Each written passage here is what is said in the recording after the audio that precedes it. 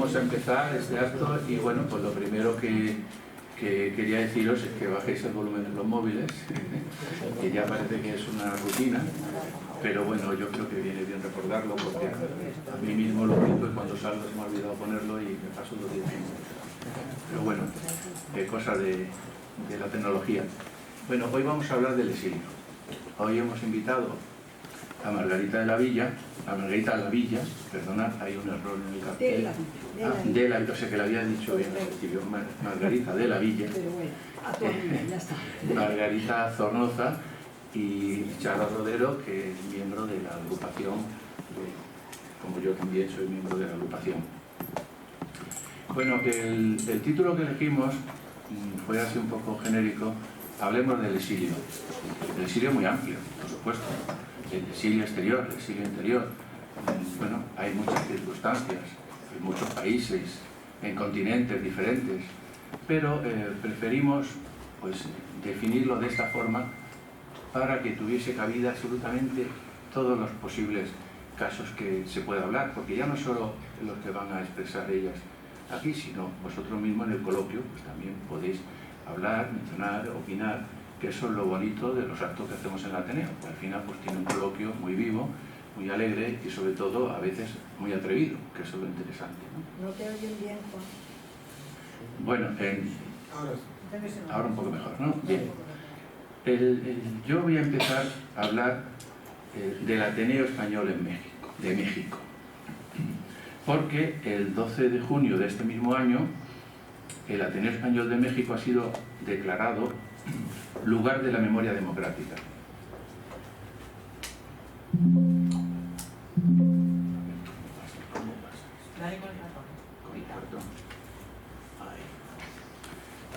Lugar de la memoria democrática, en reconocimiento a su labor fundamental durante el exilio republicano. Es el primer lugar fuera de España galardonado con esta distinción. El ministro Ángel Víctor Torres descubre una placa en la sede del Ateneo de México y con motivo de ese evento visita también la tumba de Massaut, entre otros actos que hace. Desde el año 1939, muchos republicanos españoles desembarcaron en Veracruz, México, con la ayuda del gobierno del presidente Lázaro Cárdenas. El 4 de enero de 1949 se reunieron un grupo de profesionales españoles, progresistas y republicanos que habían huido de España durante y después de la Guerra del 36 y muchos habían sido socios del Ateneo de Madrid en el número 26 de la Avenida de Morelos de México. El nombre que eligieron para ese nuevo grupo, esa nueva asociación, fue el Ateneo Español de México, para distinguirlo del Ateneo Español creado en 1820, preámbulo a este que tenemos ahora mismo, y el Ateneo Español de Londres, creado en 1824, cuando se tuvieron que exiliar los ateneístas por motivo de Fernando VII, ¿no? El objetivo fundamental de la reunión fue preparar los estatutos de una sociedad cultural para difundir la cultura española del momento y unir los vínculos de solidaridad de los miles de españoles exiliados en México. En la reunión se eligió una junta directiva compuesta por el presidente Joaquín Dacourt Gor, vicepresidente Ceferino Alencia Tubao, secretario general José Luis de la Loma, vicesecretario Jesús del Río, bibliotecario Francisco Giner de los Ríos Morales, último presidente del Ateneo de Madrid, y tesorero Manuel Suárez Mier. La pretensión de la nueva junta directiva era que el nuevo Ateneo funcionase como el Ateneo madrileño, o sea, con secciones. Al frente de cada una estaría un miembro de la junta. El acto de inauguración del Ateneo Español de México se celebró el 16 de marzo de 1949. Entre los primeros socios estuvieron los escritores León Felipe, Luis Cernuda, Emilio Prado y Massaut, el director de cine Luis Buñuel, el arquitecto Tomás Bilbao, el compositor Rodolfo Hafler, el filósofo José Gaos, Niceto Alcalá Zamora, presidente de la Segunda República, la historiadora del arte Margarita Nelke, el historiador Rubén Landa y el médico José Giral, entre otros. También se hicieron socios muchos intelectuales mexicanos, periodistas, diplomáticos, historiadores e incluso el propio presidente de la República, el general Cárdenas. La sede actual del Ateneo de México está en la calle Hamburgo número 6. Tiene una biblioteca con más de 21.000 volúmenes. El Ateneo mexicano, desde 1978, siempre ha tenido una estrecha relación directa con el Ateneo de Madrid. Con la celebración de los 70 años de su fundación, en el año 2019, su presidente, Juan Luis Bonilla, contactó conmigo, entonces presidente de esta casa, porque hicieron una cápsula del tiempo y nos pidió varios documentos actuales para acompañar a los que ellos se habían incorporado. Enviamos varios libros de historia del Ateneo, fotografías, un escrito de agradecimiento y una felicitación por su onomástica. Bueno, aquí he puesto distintas actividades, conmemoraciones que se están haciendo, hay muchísimas. En el año 2019 visitó el Ateneo de Madrid Cuauhtémoc Cárdenas, jefe de gobierno del Distrito Federal México Capital, y fundador del PRD, Partido de la Revolución Democrática, hijo del general Lázaro Cárdenas, presidente de México desde 1934 a 1940, que tanto ayudó a los exiliados españoles para que pudieran ir a su país, y al propio Manuel Azaña cuando residía en Montauban, porque se dio la circunstancia que cuando fueron la Gestapo y la policía franquista a detenerle en Montauban, en el hotel donde vivía, había fallecido y estaba de cuerpo presente, y no permitieron que se pusiese la bandera republicana. Entonces el embajador de México puso la bandera de México.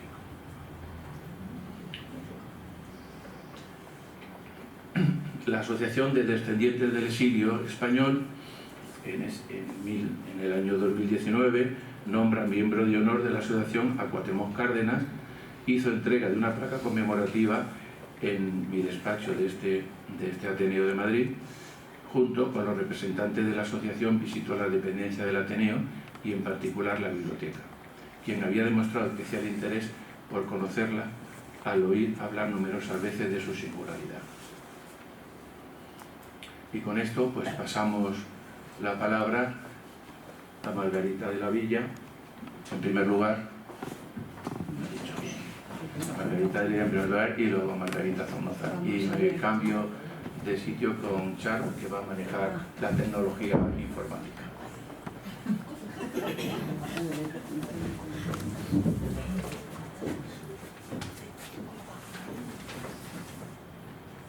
¿Este equivale a mí? Tienes que acercártelo bastante. Vamos a hacer una prueba de sonido, lo primero. ¿Se me oye bien? Sí. ¿Sin micrófono? También. Muy bien. No sé qué hacer.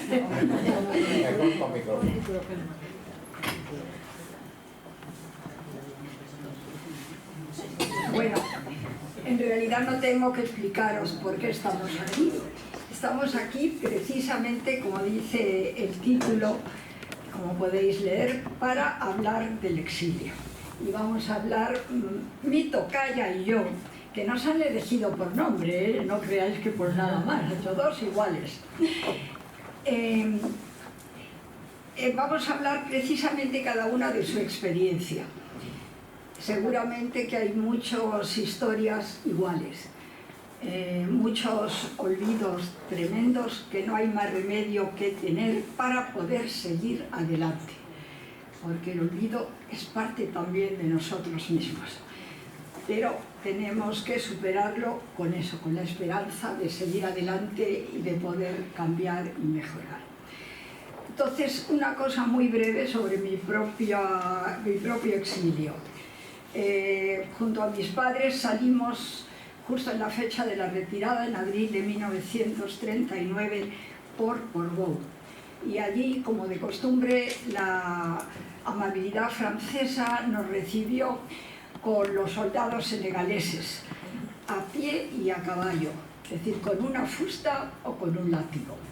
Y aprendí 2 palabras francesas enseguida: marché, marché, y vite, vite, vite. Hombre, tuvimos que cumplir las dos órdenes, marché y très vite. Separaron a las mujeres y niños pequeños a un lado y a los hombres al otro. Casi todos los hombres fueron enviados al campo de Argelès-sur-Mer y a mi madre y a mí y a un grupo de mujeres y niños nos enviaron a la Bretaña francesa, a Quimper o Quimper. Aquí tengo una buena traductora del francés. Y está bien, gracias. Y en Quimper nos recibieron, nos alojaron en unas antiguas lonjas de pescadores y nos dieron una finita con el significado de delgada, colchonetita para taparnos por la noche. Como es natural, el colchón era el suelo. Ahora, es de justicia recordar una cosa. El prefecto del pueblo indicó que algunas familias del lugar y las monjas, que no recuerdo de qué orden eran, habían ofrecido que los niños pequeños nos evitáramos el campo de concentración y pudiéramos estar con ellos.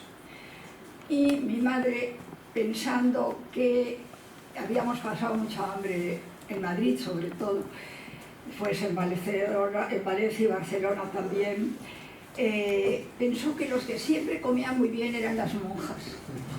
Y entonces mi madre me mandó con las monjas, que se portaron conmigo muy bien, muy cariñosas. Yo tenía entonces 4 años más o menos, y con ellas aprendí otra cosa, que fue lo que es la crème chantilly, que es también riquísima.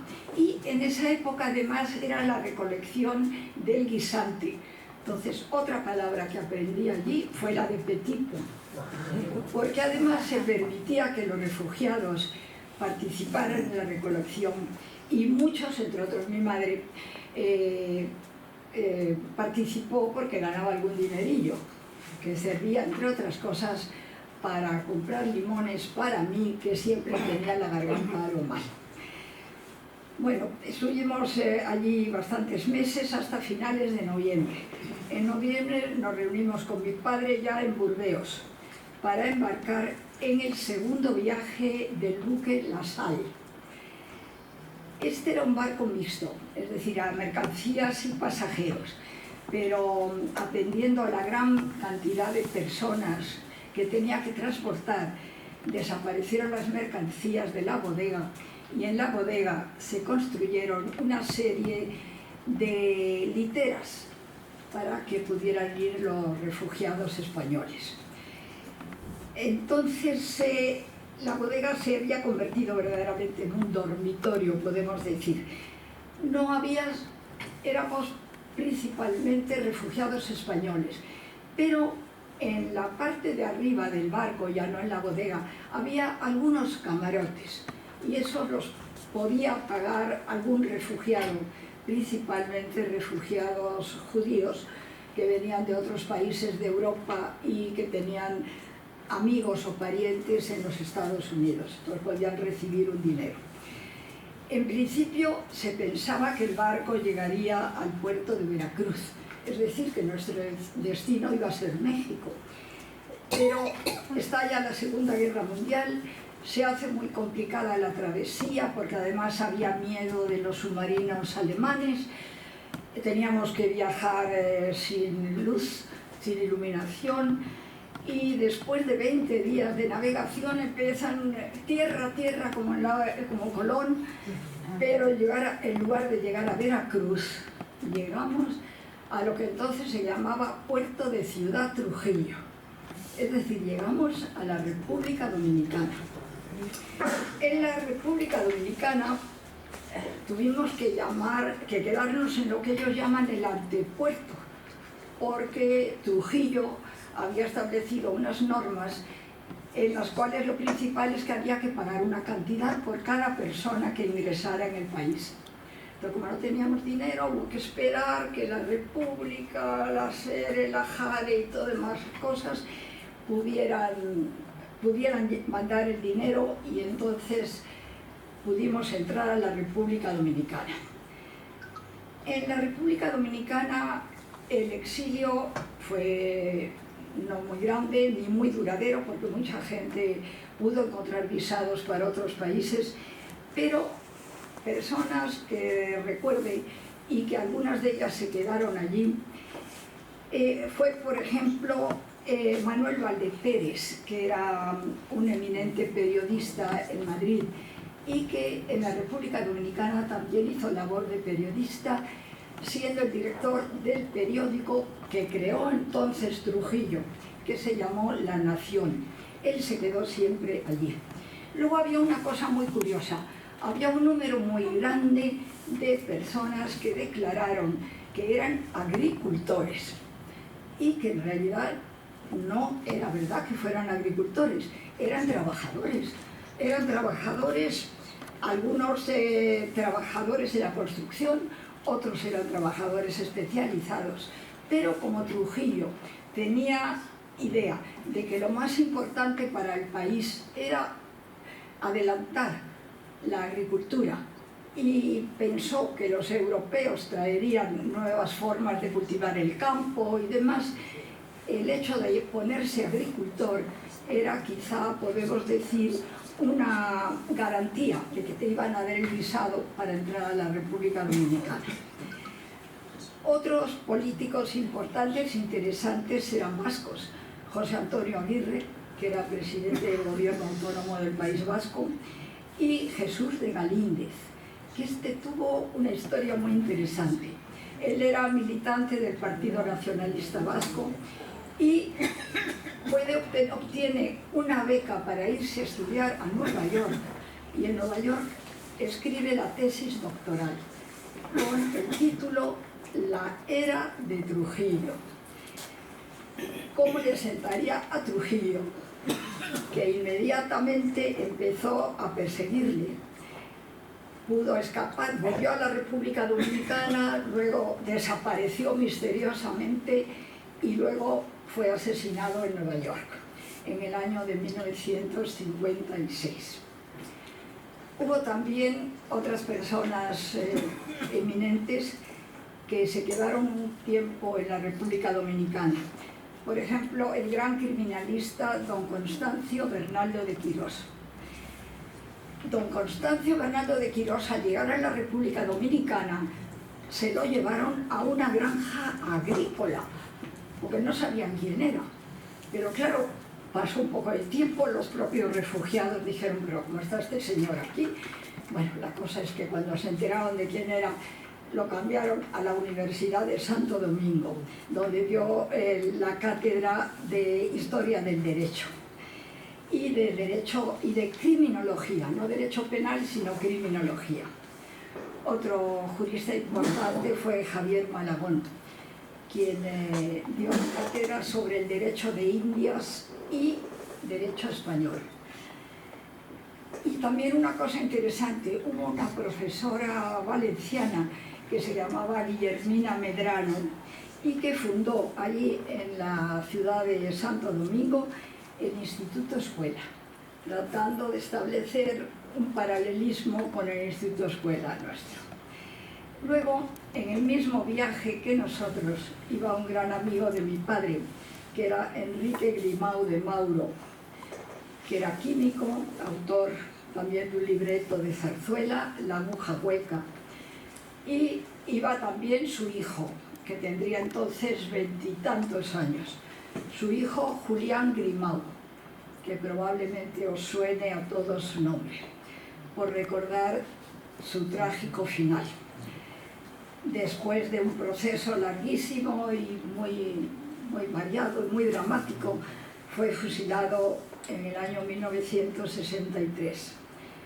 Sin embargo, yo lo recuerdo, no por esa historia posterior a nuestra ida en el barco, sino porque yo pesqué una pulmonía, estaba muy grave, y entonces Julián bajaba a la bodega y me decía, mira, vamos a subirnos un rato a la cubierta del barco para que respires aire puro. Entonces yo lo recuerdo realmente con ternura. porque para mí fue una verdadera ayuda, un apoyo. Mi madre mareadísima, no podía atenderme, mi padre estaba preocupado por el regreso, no por la ida. En fin, bueno, todas estas organizaciones, todas estas expediciones las organizaron, como todos sabéis, principalmente por dos agrupaciones de refugiados, la SERE y la JARE. Se llamaba, la SERE respondía a Servicio de Evacuación de Refugiados Españoles. Luego lo de evacuación les pareció mal y lo cambiaron por emigración. Y cuando llegamos a Veracruz, entonces ya la situación cambió por completo. La relación con México la explicaré un poco después. Creo decirles tan solo, hablando de don Constancio otra vez, que no solo fue catedrático de allí, su familia se quedó allí y el actual director del Registro Nacional en Santo Domingo es Constancio Casat y Bernaldo de Quirós, que es un nieto de don Constancio. Es el director del Archivo Nacional de Santo Domingo. En Santo Domingo estuvimos 2 años. Yo fui por primera vez al colegio en Santo Domingo, como es natural, a un colegio público. Y mi profesora se llamaba Sara Matilde Cambero. La recordaré siempre, porque además me ponía delante de los niños de la clase para que pronunciara una palabra. La palabra era reloj, porque le decía, no es reloj, no, es reloj, y ponía las jotas. Bueno, son detalles simplemente anecdóticos, que no tienen mayor importancia. En la República Dominicana estuvimos 2 años. Julián Grimau marchó pronto, él era del Partido Comunista, y solicitaron su presencia en Europa, así que volvió pronto. Pero su padre y mi padre se quedaron durante 1 año y medio más, porque habían fundado una empresa de productos cosméticos. Todo esto es muy curioso, porque Grimau, que era muy inteligente, pensó que Estados Unidos entraría en la guerra inmediatamente, entonces toda la producción de colonias, de asuntos de limpieza y demás, pues indudablemente que lo iban a recortar para dedicarse a la producción de armas, y por lo tanto eso podría ser un buen negocio en la República Dominicana. El negocio fue también un fracaso. Porque además, para poder empezar el negocio hubo que pedir dinero a otro español, que no era refugiado, era antiguo residente. Este se llamaba Piñeiro y prestó una cantidad de dólares que fue suficiente para empezar a comprar un alambique y demás cosas. Y empezaron fabricando el veneno, una cosa casi doméstica. Luego, Enrique Grimau era el químico, mi padre, que tenía más labia quizá por ser abogado y periodista, pues salía a la calle a buscar al calvo y hacían unas lociones para la calvicie, para recuperar el pelo. En fin, no resultó nada extraordinario. Se metieron también en un lío porque se les ocurrió tomar 2 ayudantes, y a estos ayudantes empezaron a pagarles un dinero que ellos consideraban normal, y le llamó la administración pública del alcalde de la ciudad de Ciudad Trujillo para decirle que eso era una labor revolucionaria, sobre todo porque pagaban horas extras. Bueno, la cosa es que todo eso fue un fracaso. Y entonces, afortunadamente, fue la época en que cambió la presidencia de México del presidente Lázaro Cárdenas, que es al que todos recordamos, porque gracias a la apertura de su país, tantos españoles, españoles y no solo españoles, también de otras nacionalidades, tantos antifascistas pudieron llegar a las costas americanas. Pues hablaré un momentito de estos diplomáticos mexicanos, que tanto ayudaron al presidente Lázaro Cárdenas y a los republicanos españoles. Esto se remonta al año 36, cuando existía la Sociedad de Naciones. En la Sociedad de Naciones, el representante o delegado de México era don Genaro Estrada. Y Genaro Estrada hizo suya una doctrina que impedía que cualquier país apoyase a los regímenes fascistas. Habían empezado ya en Alemania y en Italia tanto Hitler como Mussolini, y entonces la doctrina Estrada se consideró que iba a ser la que los países europeos utilizaran. Pero por apoyo de Francia, a que se sumó después Inglaterra, no se utilizó la doctrina Estrada, sino que se constituyó el llamado Comité de No Intervención, que os acordaréis todos, con lo cual ya estaba sellado el final de la Guerra Civil Española. Recordemos a otros políticos mexicanos diplomáticos. Narciso Bassols, que fue embajador de México en Francia en aquel momento. Estaba muy cerca del pensamiento de Cárdenas. Y Gilberto Bosques, que era el cónsul general en Francia. Ambos eran los que organizaban, junto con la SEDE y la JADE, organizaban fletar estos barcos, el transporte y el poder llegar a salvo, podemos decir, a las costas americanas. Quiero recordar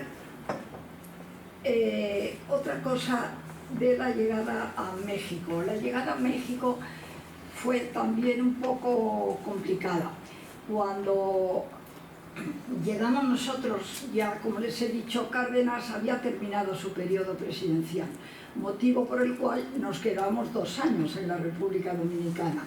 Y el próximo presidente, el siguiente, que era Ávila Camacho, continuó con el auxilio a los republicanos españoles, pero ya estableció cupos. Al principio no había cupo, el que le interesaba ir se apuntaba, entre la SEDE, la JADE y tal, y los cónsules lo organizaba, pero luego ya había un cupo, y por eso tardamos bastante en poder llegar. De la República Dominicana, se me había olvidado, todavía hicimos otra escala en Cuba. En Cuba estuvimos unos 6 o 7 meses, hasta que se regularizó lo del nuevo visado para llegar a Santo Domingo, a México. Y en México se encontró un país bastante organizado en muchos aspectos, atrasado en otros, pero sobre todo con los brazos abiertos oficialmente. Había grupos de antiguos residentes españoles que habían ido a trabajar cuando eran jóvenes a América y que además habían trabajado duro también. No les habían regalado nada tampoco, pero y tenían bastante dinero, una posición económica desahogada, los que se llamó gachupines, que quizá habéis oído de hablar de ellos muchas veces. Ellos no nos recibieron bien al principio, porque teníamos la propaganda de que quemábamos conventos, hubo algo de verdad, pero no fue ese el movimiento republicano. Se violaban a las monjas, se quemaban las imágenes, en fin, todo aquello. Entonces al principio no hubo una gran recepción, ni grande ni pequeña, no hubo recepción por parte de ellos. Entonces se pensó que lo mejor es que los republicanos españoles continuaran juntos en grupos, y para ello lo más importante era tener agrupada a la juventud y a la infancia. Se le dio enseguida gran importancia a la infancia, y por eso se crean pronto los colegios españoles del exilio. Quizá no lo debo decir yo, sino que traigo aquí una frase de un poeta español que llegó también niño a México, Enrique de Rivas, que era nieto de Rivas Cherif, y que en un libro suyo escribe: para preservarnos en vista del pronto regreso de, Fijaos qué esperanza, pronto regreso. Nos transterraron con las raíces tiernas, totalmente al aire, y tuvieron cuidado de que el abono fuera el mismo que el del otro lado del océano. Es decir, que las ideas de la institución libre de enseñanza y la formación que se estaba dando ya en España fuera también la misma que se recibiera allí. ¿Está bien? Ludi. El Ludi es también de esa jornada. En el colegio Luis Vives, que fue el primero que se montó, que se organizó en 1939. Posteriormente, y ya en el colegio Luis Vives intervino principalmente gente del, podemos decir, próxima a Negrín. En el Colegio Madrid, que se funda después, es más bien del ámbito de Prieto, pero los profesores daban clase en un colegio o en el otro colegio, exactamente igual. Y el estilo era exactamente el mismo en los dos. Un colegio sin una rigidez en ningún aspecto, con una intervención diaria de los alumnos con los profesores, en fin, tres colegios hubo. Se montó después la Academia Hispano-Mexicana.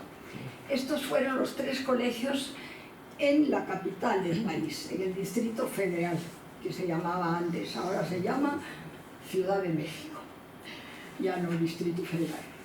Y en el resto del país hubo también varias escuelas españolas, que se llamaban escuelas Cervantes. Y principalmente se mantuvieron sobre todo en la parte de Torreón, en la parte norte del país. En los colegios españoles del exilio, la mayor parte de los profesores eran españoles, como os estoy diciendo.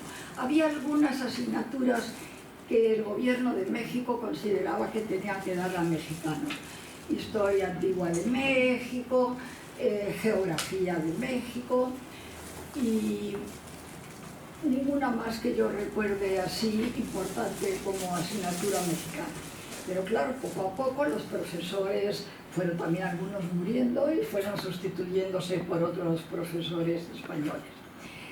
Entre los alumnos de los colegios españoles, uno de ellos fue actualmente una gran poeta mexicana ya, porque los que estudiamos en México las carreras ya no nos consideramos ni médicos, ni abogados, ni escritores españoles, sino mexicanos. ¿Por qué? Porque nos educamos en México, vivimos el país, sentimos el país, nos identificamos y la instrucción que tuvimos y la preparación, aunque algunos fueran catedráticos españoles o profesores españoles, era México que nos lo había proporcionado. Entonces, antes hablaba aquí don Juan, que parece que te llame don Juan. Digo que yo no soy doña Inés, pero hablaba don Juan del Ateneo Español de México. El Ateneo Español de México fue realmente muy importante. Ya lo veis, el premio que le ha concedido el gobierno español, pero yo quería haceros una pequeña anotación de que hubo antes un pequeño Ateneo que se fundó también en el año 49 y que se llamó Ateneo Ramón y Cajal y tenía como principio defender la ciencia médica. La ciencia médica y procurar el bienestar de los exiliados españoles. Entonces había un sistema muy original. Eran médicos a domicilio y el médico cobraba lo que podía según fuera el enfermo y luego las medicinas se compraban aparte. Entonces este fue el primer Ateneo. Este Ateneo Ramón y Cajal, después, en el año 50, se incorpora al Ateneo Español de México ya en la dirección de ciencias médicas, en el capítulo, perdón, de ciencias médicas y farmacéuticas. Y resulta, me parece a mí que resulta interesante. En el Instituto Luis Vives, que es en el que yo estudié y que puedo hablar con más veracidad, podemos decir, tuvimos varios directores, sumamente personas muy conocidas. El primer director fue don Joaquín Álvarez Pastor, que era catedrático de filosofía en Madrid. Posteriormente, don Enrique Jiménez González, que solamente llamábamos Enrique Jiménez, que era gran matemático. En tercer lugar fue ya don Rubén Landa, muy conocido como filósofo y una persona muy importante dentro del pensamiento español. Posteriormente Rubén de Landa se marchó a los Estados Unidos, porque los Estados Unidos estaban siempre pendientes de la gente que valía y les ofrecían becas y lugares importantes en universidades de prestigio. Y posteriormente, para mí, mi último director fue don Juan Bonet. Don Juan Bonet, que estuvo desde el año 45-48 aproximadamente hasta que falleció, en el año 70. Hace poco tiempo que en Huesca hubo un homenaje a don Juan Bonet, que había sido el director del Instituto Ramón y Cajal en Huesca y que había sido de los depurados en el momento del alzamiento.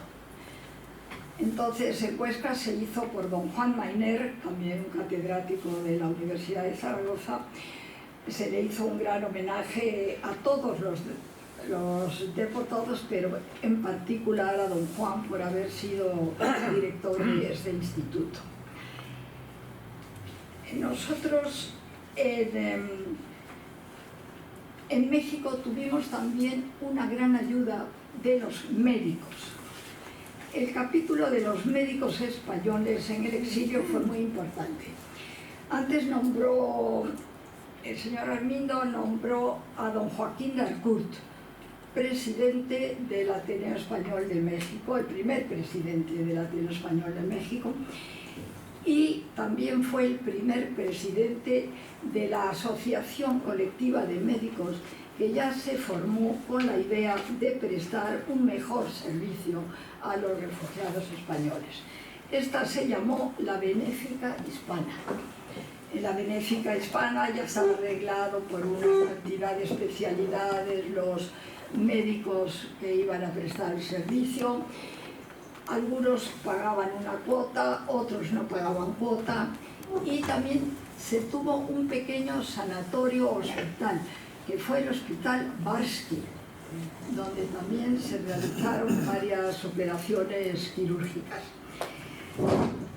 Los médicos españoles continuaron durante mucho tiempo en México porque al principio no tuvimos acceso al Sanatorio Español de México. El Sanatorio Español de México es una institución extraordinaria que crearon los antiguos residentes. Parece que fue en el año 1824, imaginaos cuándo se empezó a crear el Sanatorio Español de México, y el estatuto del sanatorio decía, artículo 1, son miembros del sanatorio todos los españoles. Entonces, aparentemente, íbamos a entrar todos, pero claro, el Hospital Español de México en aquel momento se asustó por la cantidad de gente y lo que suponía de gasto y lo que suponía de necesidad de personal y de espacio. Y entonces dijeron, no, pero si estos Franco les ha quitado la nacionalidad, no son españoles. Entonces ahí empezó una discusión que no duró muchos años, pero durante un tiempo no se ingresó al Hospital Español, sino que nos quedamos muchos en la Benéfica Hispana. de Lígica Hispana, que también estuvo presidida por el doctor Darcourt. Que el doctor Darcourt era una persona con una biografía curiosa. Él había nacido en Cuba, en lo que entonces se llamaba Puerto Príncipe, que era La Guaira o algo así. Camagüey, es ahora. ¿Cuál? Puerto Príncipe de Cuba se llama ahora Camagüey. Camagüey, exacto. Entonces él había nacido allí porque su padre militar lo había enviado a España, puesto que Cuba todavía era parte de las provincias de ultramar, que no colonias, provincias de ultramar. Y entonces él nació allí, el doctor Darcourt.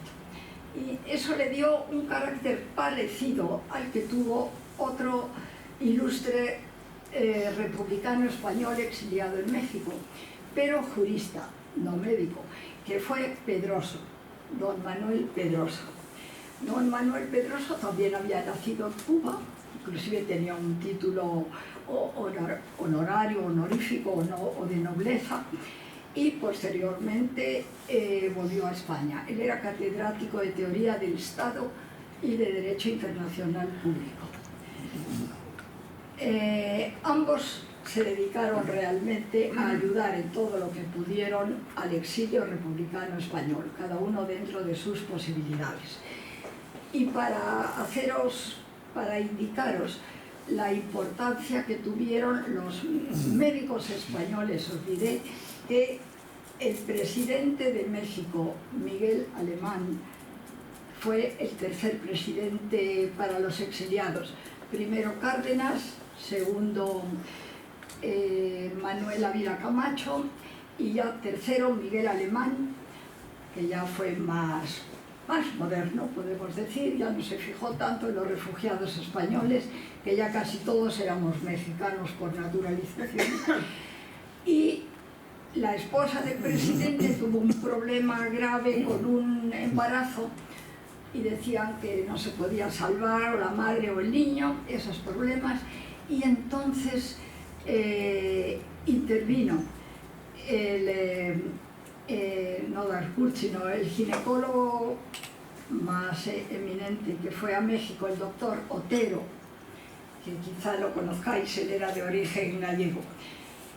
El doctor Otero intervino, salvó a la madre, salvó al hijo, y el presidente alemán le entregó un cheque en blanco para que se cobrara.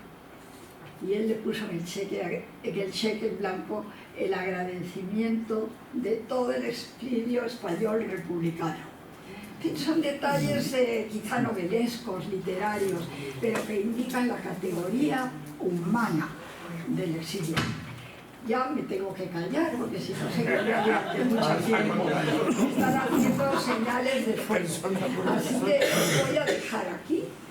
Y si queda alguna pregunta o alguna intervención para decir que algún dato que yo he podido dar como cierto no fue tanto. Mamá, los demás no lo sabemos. Por lo tanto, os agradezco mucho el haberme escuchado. Y creo que ahora no soy quien yo para presentarla, pero os agradezco.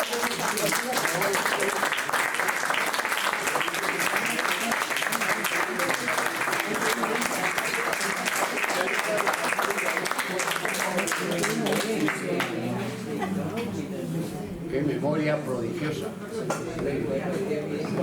Y diamena, por una naturalidad, ¿verdad? Que lo va entendiendo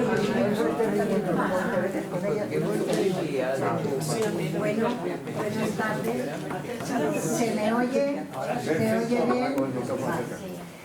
Lo primero, agradeceros vuestra asistencia y quiero agradecer en especial a Ludivina García, fundadora de la Asociación Descendientes del Exilio hace 20 años, su presidenta hasta hace 8 o 7, en que por propia voluntad se retiró, eurodiputada, exiliada española, mexicana hasta las trancas, como aquí mi compañera, Yo, antes de empezar a leer las paginitas que tengo, os contaré que al revés de mi tocaya, yo jamás pude echar raíces en los países donde estuve, que fueron Francia, Venezuela, también estuve en Cuba, posteriormente en Lima, porque nosotros estábamos de paso. Nosotros éramos españoles y en el momento que muriera Franco o no estuviera Franco, volveríamos a España.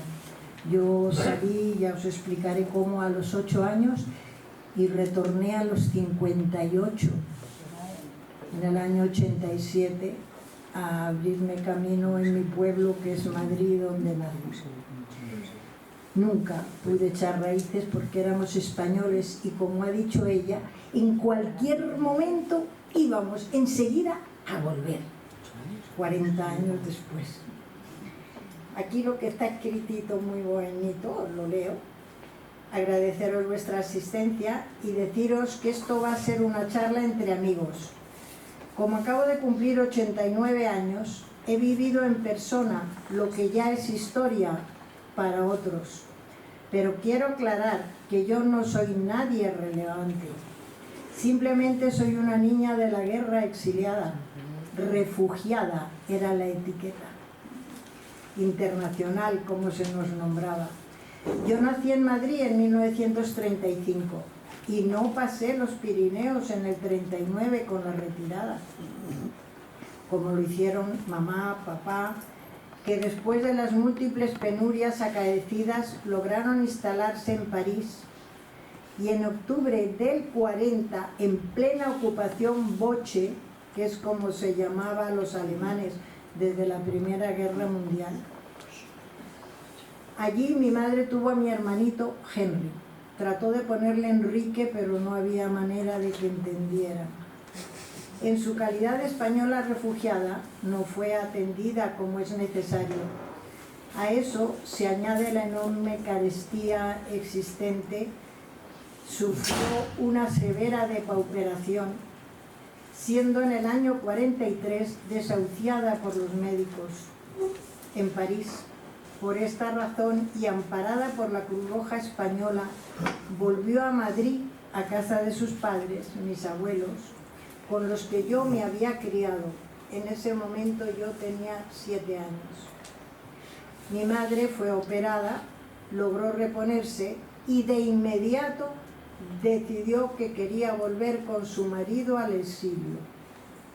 Se tramitó lo que más que un pasaporte fue un acta de destierro, pues decía solo válido para un viaje de ida.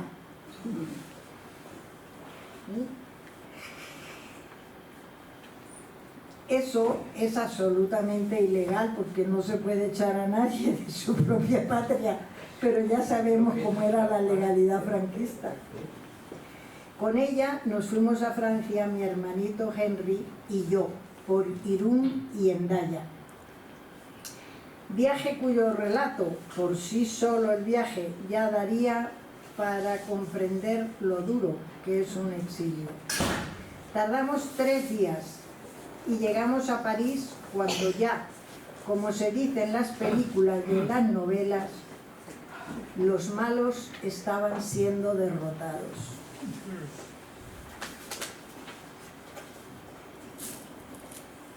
Puedo hablarlos por haberla sufrido en carne propia, todas las miserias habidas y por haber de la posguerra, de la española hasta los 8 años y de la francesa a continuación.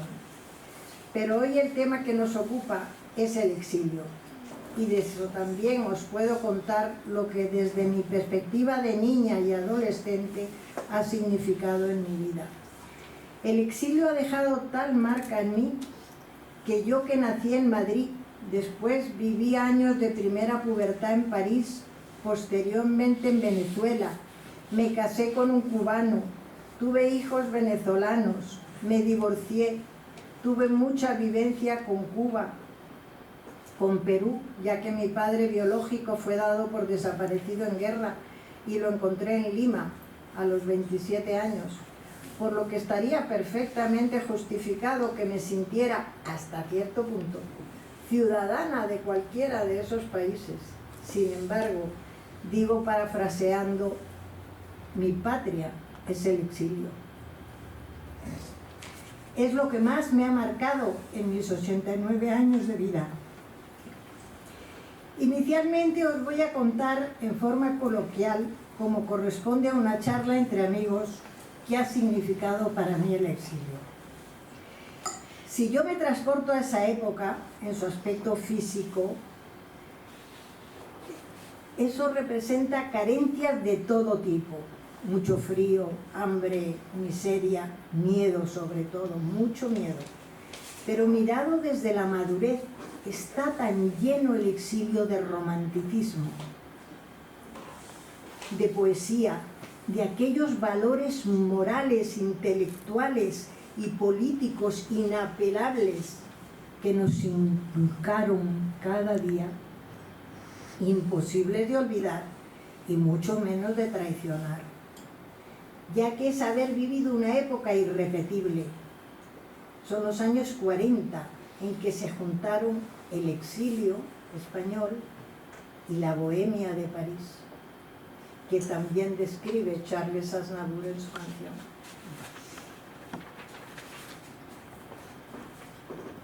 Fue a hacer cola para la leche, el pan y las patatas con un señor francés, nacido en Argelia, pero que me hablaba en español, llamado Albert Camus. Claro, claro. Y la que yo creía que era su esposa, María Casares, hija de Casares Quiroga y primera actriz de la Comédie Française. Fue pararse en los Campos Elíseos para escuchar una broma de Jorge Semprún a mis padres, sugiriéndoles que me hagan parar para mirar pasar a una señora, para mí mayorcísima, diciendo que así podría contarle a mis hijos que había visto las piernas de la Miss Tanguet. Fue a aprender a hacer croquetas, porque venían a comer unos intelectuales compañeros de papá. Uno de ellos, Jiménez de Asúa, que venía de Toulouse.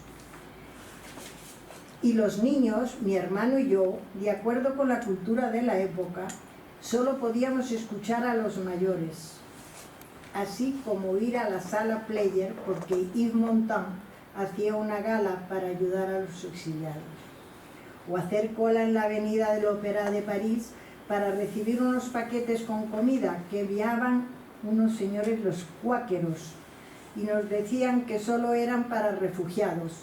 En aquel momento solo éramos refugiados los rusos blancos y los españoles rojos. Y yo me preguntaba cómo nos podían diferenciar, si yo los veía a todos con iguales de colores. Como no había posibilidad ni dinero para distracciones de ningún tipo, se nos leía un libro tras otro en familia, entre otros nuestra Natacha, Numancia.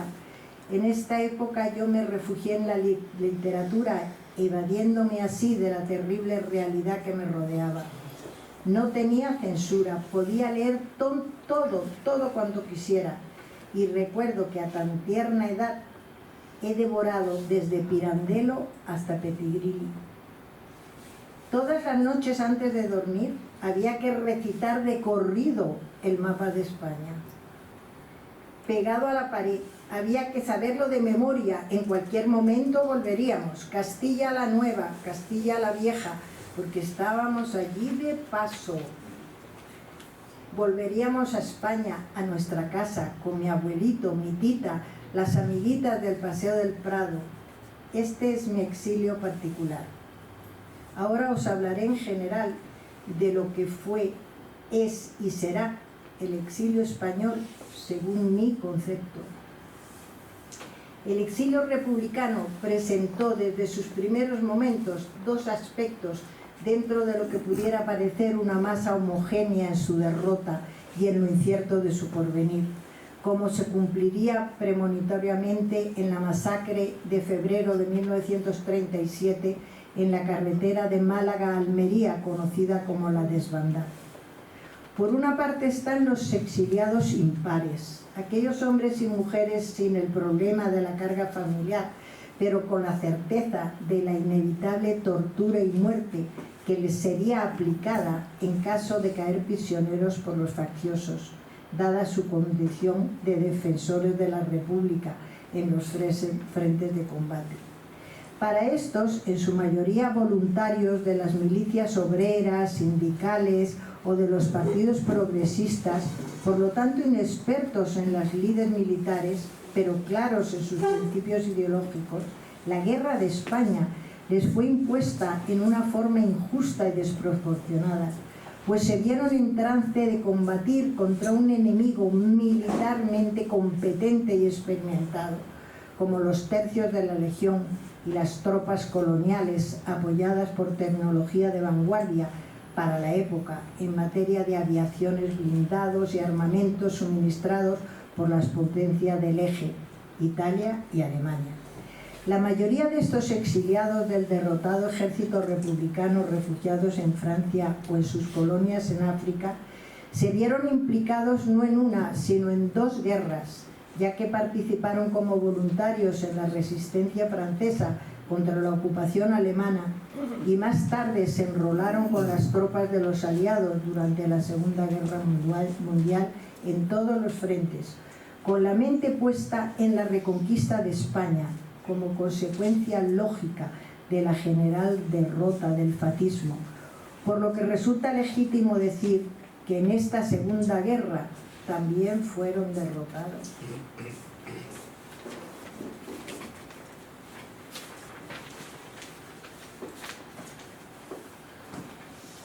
Ya que su objetivo real y principal les fue escamoteado por los mercaderes del odio y lo que luego se llamó la Guerra Fría. Por otra parte, hay un segundo grupo de exiliados, las familias con sus niños y ancianos que, como en todo éxodo de la historia, constituyeron fuente adicional de angustia, desvelo y preocupación para los adultos, obligados a correr estos peligros por el colapso de su mundo. Todos ellos sufrirían las vicisitudes, incertidumbres y privaciones de recursos de subsistencia, inquietud y miedo propios de todos los exiliados de todas las épocas, pero conservando la dignidad y el orgullo que confieren tener la razón, la legalidad y la justicia de su lado. Cualidades estas reconocidas con respeto y solidaridad por comunidades y países que reconocieron al gobierno de la República en el exilio, debiendo una vez más descartar la humanitaria política de México, liderada por su presidente, el general Lázaro Cárdenas. En mi caso, sería testigo en Francia, desde la óptica infantil e inicio de la pubertad, de las trabas en el acceso al trabajo y remuneración salarial decente para quienes carecieran de contactos locales, así como la solapada xenofobia implícita en la lamentablemente frecuente frase «sale étranger», sucio extranjero. Cabe decir que esta actitud se suavizó después del heroico comportamiento de los exiliados españoles en la resistencia y protagonismo de la 9ª División del general Patton en la liberación de París. Una vez terminada la Guerra Mundial y dada la tendencia imperante bajo el mandato de Charles de Gaulle, hasta cierto punto receloso en relación con los republicanos españoles, muchos de ellos militantes de los partidos radicales de izquierdas, tomaron rumbo a América. Papá optó por emigrar a Venezuela para la fecha bajo el gobierno del Partido Acción Democrática con Rómulo Betancourt de presidente. El pasaje de las familias republicanas era sufragada por el Estado venezolano y los cónsules de este país en Europa y Norte de África promovían y facilitaban la captación de esta inmigración, incluso con cartas de trabajo, como fue el caso de los maestros republicanos refugiados en Argelia y el Marruecos francés. Tengo que agradecer a la vida esta decisión paterna. A partir de la llegada a Caracas, el contraste con las condiciones paupérrimas experimentadas en París en esta ciudad de permanente clima primaveral, pude estudiar, conocer y estrechar amistades con jóvenes hijos de inmigrantes europeos y, por supuesto, de exiliados españoles, e incorporarme a la vida adulta, casarme, tener hijos, pero siempre teniendo muy claro lo que para mí ha significado la palabra exilio.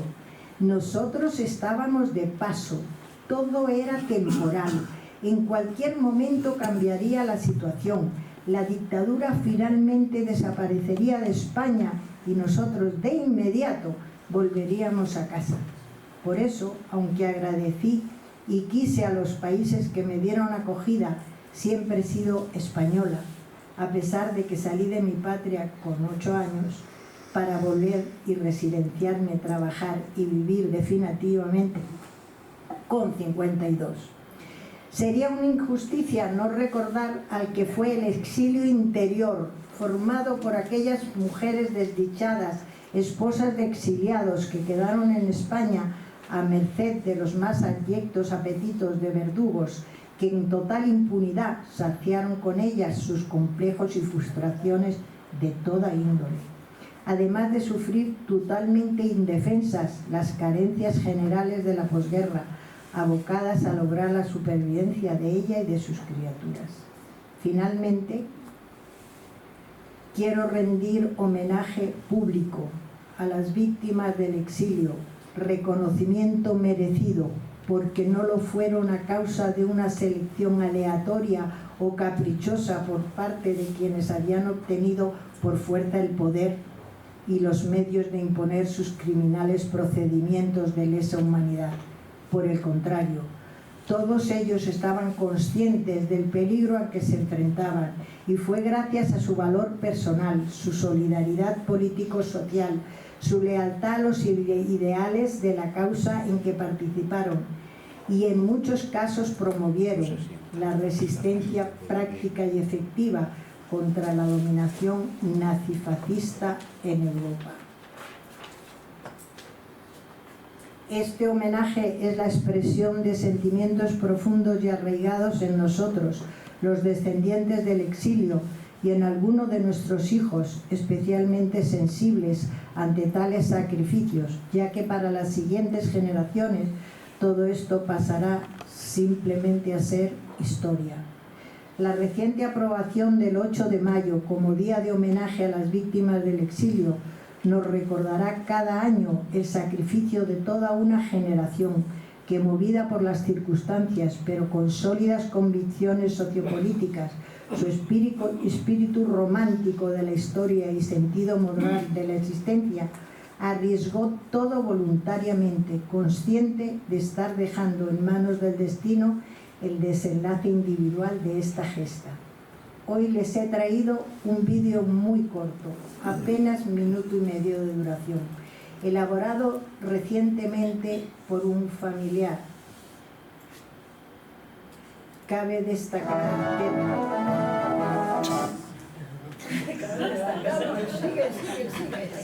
destacar que todo el material es auténtico.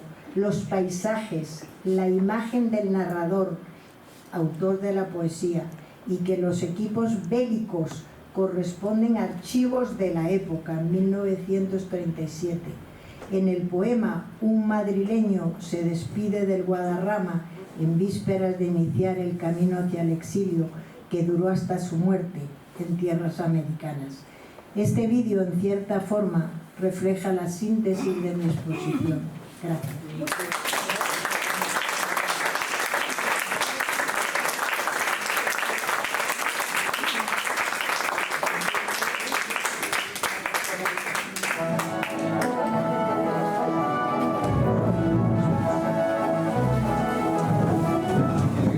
Hijos tengo, y con el debido tiempo, nietos.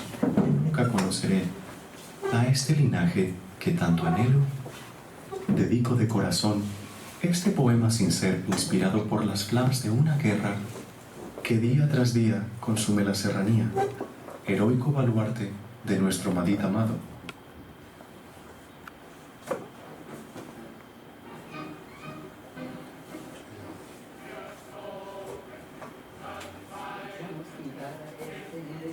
vastos aconteceres de pronóstico sombrío que dan sentido al poema Serranía de Guadarrama. Pinares de Balsaín, Pinares de Guadarrama, crestas de los 7 picos, puerto de Navacerrada, cabellera de la sierra que un día vi prendida en llamas, que consumió los pinos y me abrasaban el alma.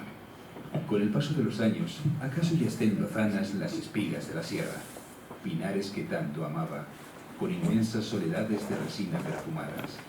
La guerra os quitó la vida y os resucitará la calma.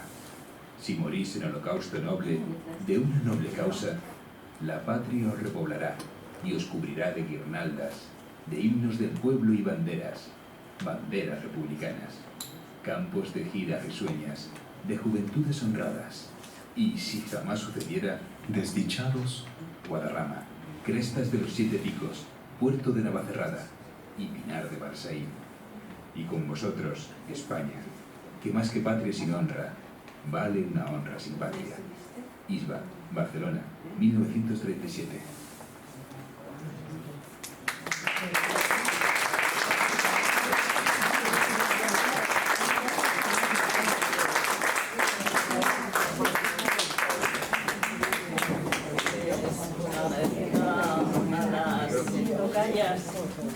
Su intervención, que bueno, a mí me emocionó.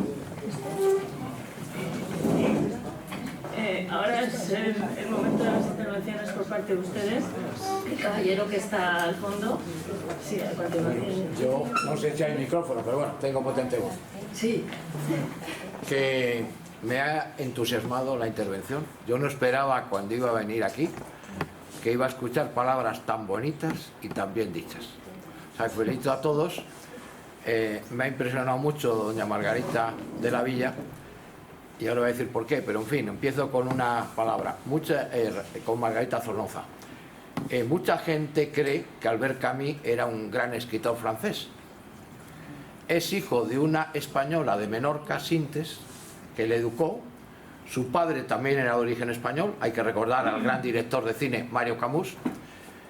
Él nace, no como dicen los franceses en Argel, sino que nace en Annaba-Bona, que era entonces territorio de Túnez, y cuando va, protectorado francés, pero de Túnez, y cuando va al colegio solo hablaba español y el dialecto menorquín, o sea que por eso no me extraña que usted hablara en perfecto español con él, y por eso tuvo esa novia que era casada. O sea que me ha encantado. Yo tengo una hermana casada con el director de la escuela, Julio Verne, de Nantes, de ingenieros industriales. Muchas veces discutió con ella sobre Albert Camus, de qué país era.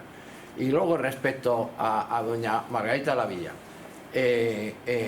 claro, le ha faltado hablar de Reyes, el gran Reyes, embajador en España, que dice que ayer se presentaba un libro aquí, que no es el mejor. Hay uno de Renacimiento, la editorial, que se lo vende a todos, de un documental precioso en que todos repiten 200 veces, todos los argentinos y mexicanos, Hispanoamérica, me encantó.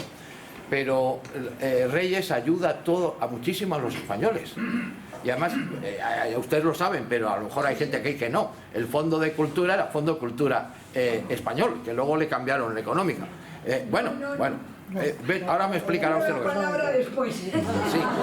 Yo simplemente estudié mi cuarta carrera, que era etnología. Los libros eran de Fondo de Cultura Económica o de la editorial Progreso de Moscú, que se vendían aquí en la editorial Roviñas. Y me decían que se había llamado en su día Fondo de Cultura Española y que los mexicanos llegaron. Bueno, ahora lo explicará usted. Y termino.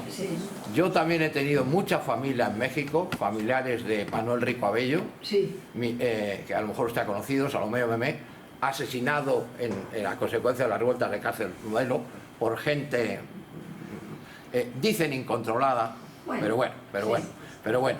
pero en fin, y en México fueron muy bien tratados, mi familia, y han venido allí encantados. O sea que tenemos un hermanamiento entre España y México, y ahora México tiene un imperio cultural aquí, con el Instituto de México, con la Casa de México, con la sede de la Universidad Autónoma, con la misma editorial que tiene varias librerías, lo cual a mí personalmente me encanta. Y les felicito porque han estado ustedes muy brillantes y han contado algo muy bonito. Yo me llamo Covadonga Valdés. Entonces, Covadonga. Quería contestar, pero no me dejaron. Espero que... Sí, iba a decir, pero a lo mejor... Me ha dicho, como me ha dicho que No, quería contestar al compañero lo que ha dicho sobre el Fondo de Cultura Económica, porque el Fondo de Cultura Económica precisamente se fundó el año 1934 en México y se fundó precisamente con el entusiasmo de Alfonso Reyes, al que usted se refiere, que fue la idea del Fondo de Cultura Económica con ese nombre, que nunca fue ecuménico, como algunos dicen que fue un error.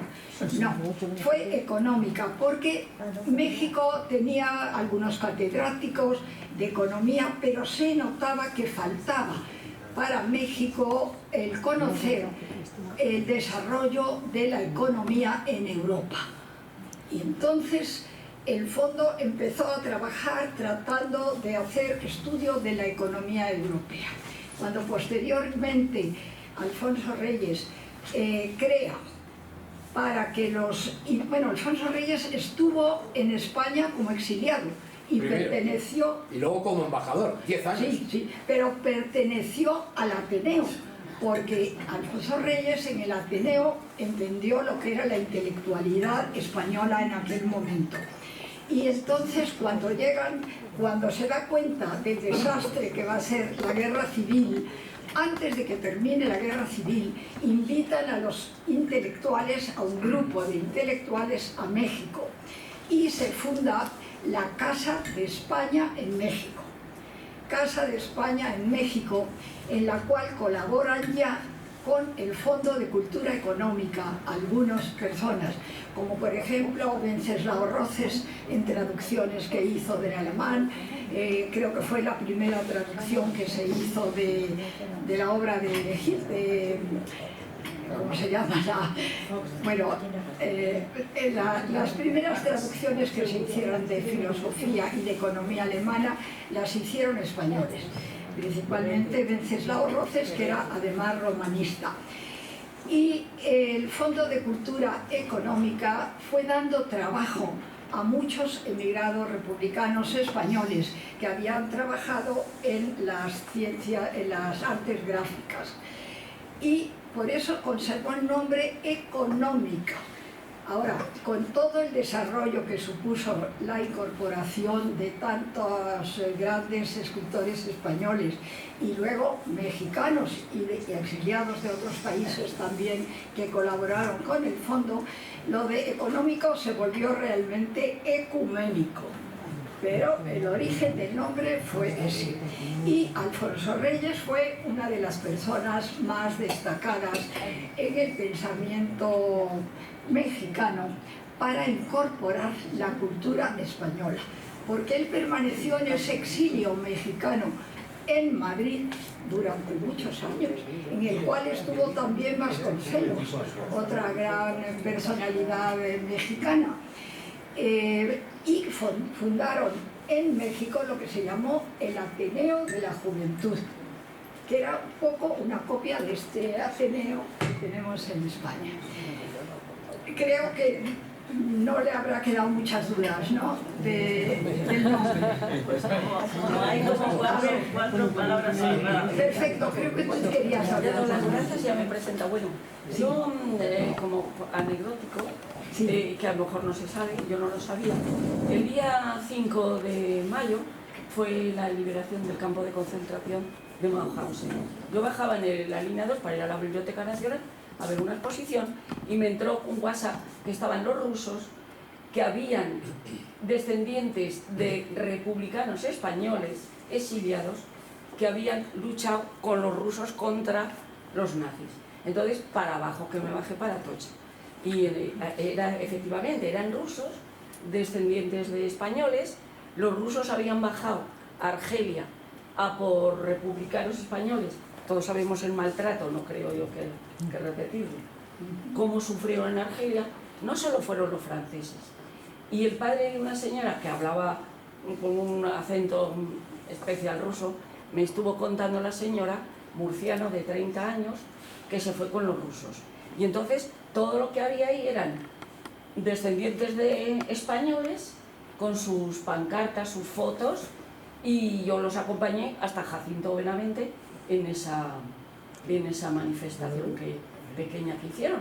Pero que hay una colonia, digamos, aquí mismo, en Madrid, de descendientes de exiliados españoles, no los niños de la guerra, sino que combatieron con los rusos contra Hitler.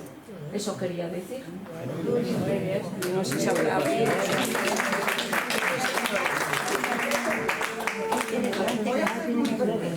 ver, Margarita, son los recuerdos y la importancia de transmitir los recuerdos. La experiencia que vivimos se quedó marcada en todos nosotros. Yo compartí el colegio Luis Vives con Margarita y había un himno. El himno terminaba y tenía un estribillo. Quien en el Vives estudió no lo olvidará jamás, ¿verdad? Sí, claro, claro. Pues no nos olvidamos, No. Seguimos en contacto. La gran parte de, no solo de los hijos de refugiados españoles, de los mexicanos que también estudiaron en ese colegio. Era muy pobre de recursos, pero era una excelencia de educación. Fue un privilegio. Un privilegio, sí. Y yo ahora que te estaba escuchando a las dos, me estoy acordando de cuando mi generación terminó el curso en el Luis Vives, bachillerato, y era preparatoria. No había una ceremonia de esas como hay ahora de celebración, no. A alguien se le ocurrió traer a un mariachi. A un mariachi. A tocar las golondrinas. Y tocó las golondrinas. Y don Juan Bonet, que sufrió campo de deportación, Que estuvo nos en hizo Mauthausen. un pequeño discurso y nos pidió que no nos olvidáramos. Y esa es una tarea. Y ahora yo me quiero acordar del general Lázaro Cárdenas especialmente. En nuestra casa, en la Ciudad de México, había un retrato así grande que presidía el comedor. Yo como niña pensaba que era un abuelo, hasta que tuve el uso de la razón y le pregunté a mis padres quién era ese señor. Y entonces nos contó la historia. Y ya terminó, porque creo que también simboliza, mi padre pudo tomar uno de los últimos barcos que salió del Havre justo antes de que cayera Francia, en 1941. Era maestro y estaba militarizado pues desde la sublevación franquista. Después en Francia también compañía de trabajadores y estaba en una fábrica de armas, obligatoriamente allí. No pudo salir del resto de su familia. Era una viuda de un hermano de mi padre que maestro también que habían fusilado. Ellos no pudieron tomar el barco por problemas de esos de cómo estaba Francia.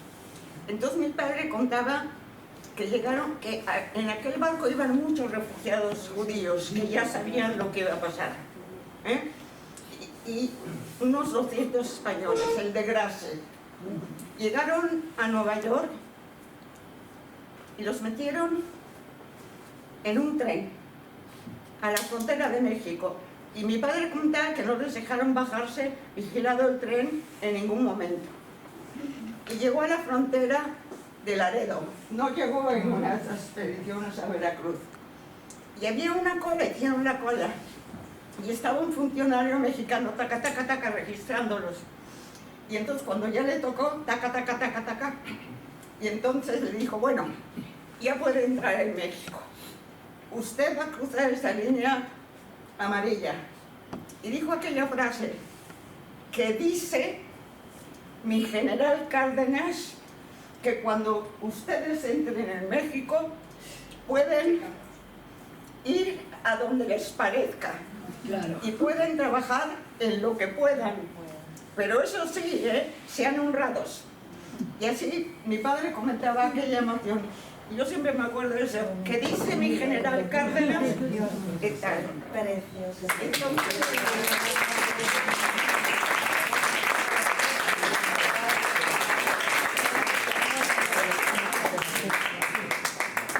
Buenas tardes. Primero, muchas gracias a los dos ponentes que han mantenido la memoria, que es parte de la vida, la memoria. A mí me ha hecho mucha ilusión que se haya empezado hablando del Colegio del Ateneo de México, porque es una institución abierta hoy todavía para los españoles que vamos allí.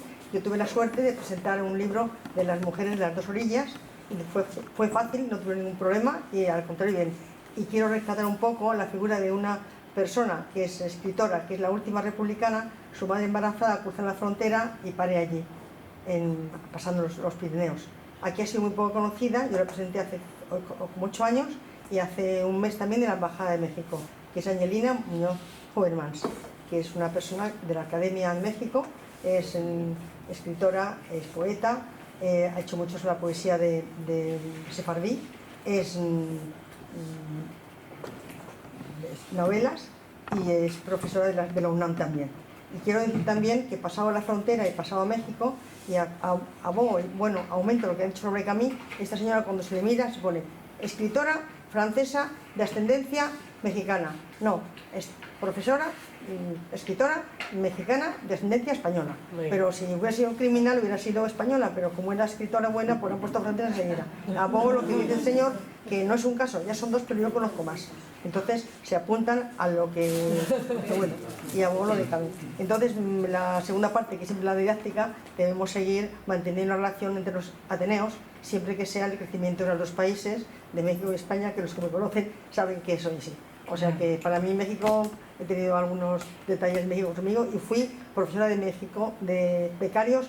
Bueno, todavía tengo hijos de becarios hace 40 años que vienen a mi casa. O sea que tengo muy buena relación con México y me quieren mucho. Muchas gracias.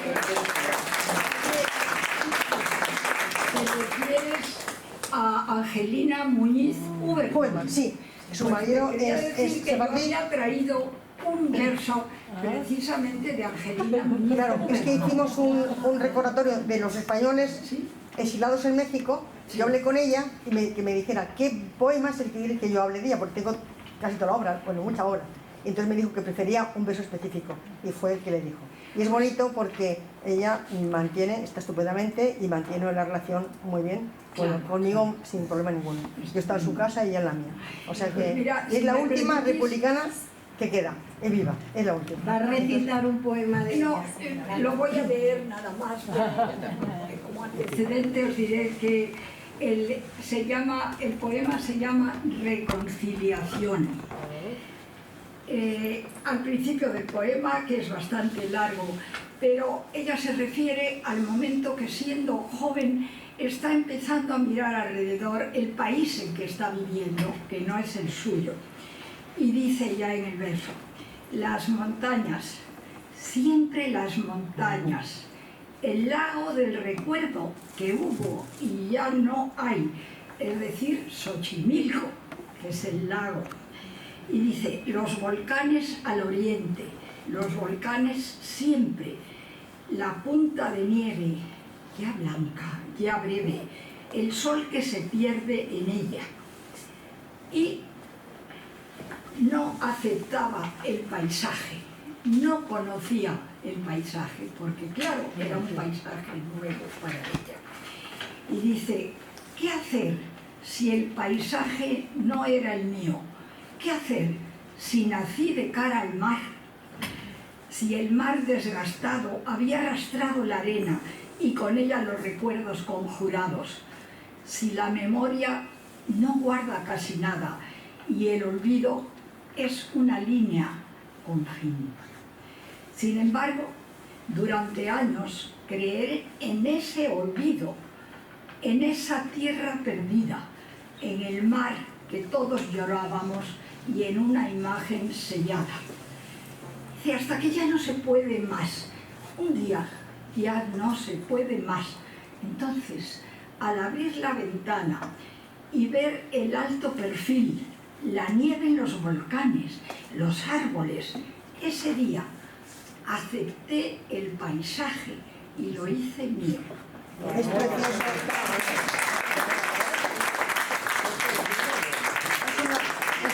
Además, ensayista muy interesante, Qué bien. Muy interesante ensayista. Gracias por este regalo de esta tarde emocionante, por demás, de dos margueritas. Dis-moi oui, dis-moi no, dis-moi oui o no. Ha sido emocionante. Ahora, recordad ese país, México, ese pueblo hermano. ¿Qué dirían, por cierto, Alfonso Reyes, que se llamaba igual que Alfonso XIII, y que, por lo visto, departieron y comieron y tuvieron mucho, del año 14 al 24, y el mundo estaba como estaba, A Pancho Villa, hace 100 años, una bala de oro. A Emiliano Zapata, otro. Aquí, ¿para qué contar? Dato, en fin, montones de tropelías. Sucede lo siguiente. ¿Qué dirían aquellos que desaparecieron? Como la justicia divina. A 50 metros del Parlamento español, está la bandera de México. Ese país que tanto hizo por los republicanos, el único país del planeta que no admitió relaciones diplomáticas ni ninguna con la dictadura feroz de aquí, que fue peor que el nazismo y que el fascismo. Y precisamente cuando don Juan Carlos, por decir algo, consiguió una constitución y una transición, lo primero que hizo don Juan Carlos, quizá mucha gente no lo sabe, fue ir a México para darle un abrazo a esa viuda de Manuel Azaña, que tantos... Bien, pero a lo siguiente, nuestra familia fue para Argelia, en el Stambrook, y allí en Argelia, me acordaré siempre que éramos Sal Español. Sal Español, y los documentos era Rouge Dangereux. Nietos que nunca conoceré, hasta que llegaron los a este americanos. linaje que tanto anhelo, dedico de corazón este poema sincero inspirado por las flamas de una guerra que día tras día consume la serranía, heroico baluarte de nuestro Madrid amado. Escuchando el himno con el himno de Riego, nuestro himno republicano, Nefastos aconteceres de pronóstico sombrío que dan sentido al poema Serranía de Guadarrama. la letra que cantábamos en el Madrid, que la hizo Marcial Rodríguez, que era nuestro profesor de música, y que decía: vosotros pensad en la música porque yo canto fatal. Hoy España de nuevo resurge, y es tan grande y tan alto su honor, que en el mundo es un timbre de gloria el nacer y sentirse español.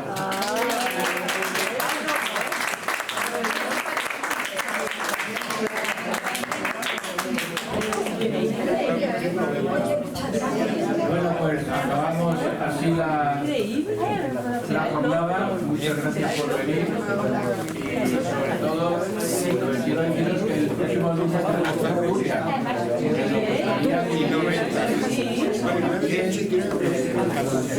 nos gustaría que tenemos una comida mexicana todos los meses alrededor del día 14.